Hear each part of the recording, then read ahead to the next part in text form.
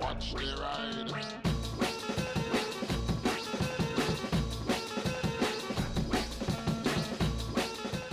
Hey everybody, hope you're all doing alright out there. So, bike theft in the UK has a chance now of maybe reducing. If you're not aware of this, bike theft in the UK as in motorcycle theft, has been bad for quite a few years. In 2019, 24,000 bikes were nicked. It did actually drop down around 2020, but then last year it was at 25,000, which as far as I know is the worst it's ever been. 25,000 bikes, there's about 1 million bikers in the UK, so that's 1/4 of 1/10, which is 2.5% of the people who ride bikes in the UK have had a bike stolen last year. Doesn't sound like a lot, but that's quite a lot of people. And the way that the police have been dealing with it is that they just don't, generally. Okay, I'm not going to say they never follow a bike crime, theft, and follow it up and catch the people and get the bike back and all that, but it's very unusual because the police were told, or stopped, should we say, I don't know if they were told to do this, but they stopped investigating what they called minor crimes or small crimes, things like that, such as, bike theft, car theft, burglary, harassment, assault with injury, assault without injury, a few other things. They basically just stopped investigating them. And in those years, the charge rate, like previously, the actual charge rate for motorcycle theft, or vehicle theft I think it was about 9%, and then it dropped down to 2%. So it's a very small number of people actually get investigated, and of course then the criminals learn that you can basically get away with it because they're not going to come after you. When you call the police saying, my bike literally just got stolen off of my driveway, they'll say, oh, that's unfortunate, here's a crime reference number, go to your insurance company. Same with burglaries and things like that. Now, that's obviously not good, because having your motorbike stolen is a bad thing, whatever. It may just be your pride and joy, it may be your workhorse, but if it's not your motorcycle, maybe it's your van, full of all your tools, and now someone's stolen your bloody livelihood. Like, that's not a minor crime, that is a serious crime, removing someone's entire livelihood, their ability to make money.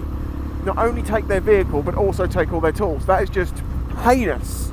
So why is this going to get any better? Well, I don't think it will for a while, but the police have been told they actually have to investigate these lower level crimes now. So if you call them up, say my bike just got stolen off my driveway and you got CCTV and stuff, in theory they should actually come round, take all the information from you, take the evidence that you've got, and hopefully use that to find your bike. I mean, obviously they can use ANPR cameras now with stolen motorcycles, so if they leave the plates on it, it's going to flag up and they'll know what area it's in. And police cars, when they drive past it, will be flagged as a stolen bike if the person's riding it around and not just using it as a joyride for a few hours and then, dumping it and setting fire to it somewhere, or just dumping it somewhere, or whether they change the plates on it. You can do things like steal an MT-07 and then find another MT-07 of the same colour and year. Well, I don't even know about year really. Take the plates off of that, or clone them, shove them on that bike, looks like a genuine bike to the ANPR cameras. I'm not telling people how to do that, they know exactly how that's done, they've been doing it for a long time, it's called cloning. Is it going to get better because now the police are investigating? I hope so, but they're actually going to have to not only follow these things up, but actually investigate them enough to find the person who has done this, and then put them through the court system and actually do something to put them off doing it again. Because this is my only concern with this thing about, investigating lower crimes. Great, they're going to do that, and then they give them a slap on the wrist and let them back out again. Because, it's bike theft. So not only are they going to have to investigate motorcycle thefts, they're actually going to have to catch the people doing it and then convict them strongly enough that they, reconsider their options. But I have a feeling the people doing this, the majority of bikes being stolen, are people that will just do it again and again and again. If they don't get given a severe enough sentence, they're not going to get put off the crime, they're just going to keep doing it. I mean, if you look in America, they brought in this level, I think it's like $900 in some states, where if you shoplift $900 worth of stuff, then it becomes quite serious, you can get in a lot of trouble, but anything under that becomes more of a misdemeanor, and you're not going to jail for it. Well, of course, what do the thieves do? They just steal stuff, and as they're going along stealing it, they work out how much it's all costing, and then steal less than that limit. So even if they do get caught, they know that they're not really going to get followed or prosecuted or anything like that, because the police aren't going to bother. And you then end up with these people who just walk in stores, stealing stuff in front of people, knowing they don't want to steal over that limit, and they also know that no one wants to go up and stop them, because too often someone tries to intervene and they end up getting charged for, assault or something. because they tried to stop the person stealing something, which of course is stupid.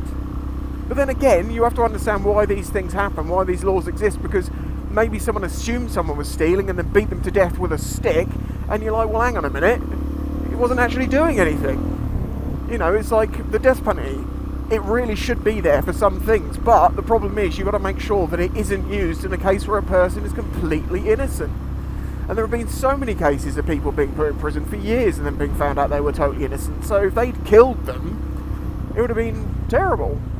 But again, you know, I can understand people's point of view of, well, why are we paying tax to keep this alive?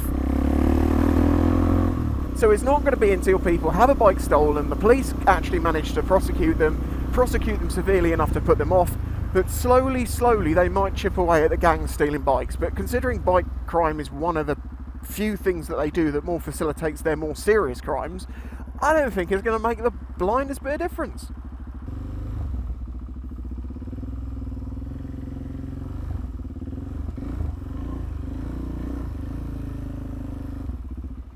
Oh my god, go!